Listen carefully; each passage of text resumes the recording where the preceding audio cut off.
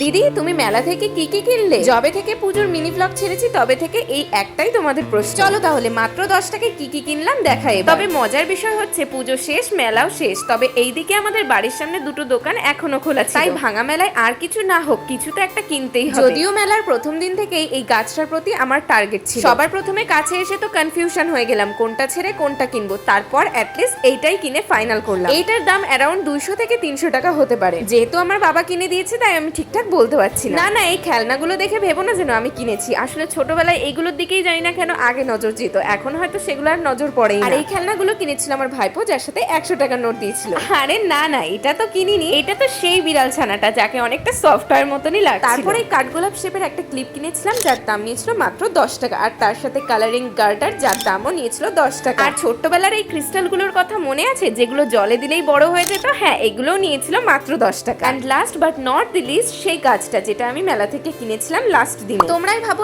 এত অ্যাফোর্ডেবল প্রাইসে এত সুন্দর সুন্দর জিনিস মেলায় ছাড়া আর কোথায় পাবো?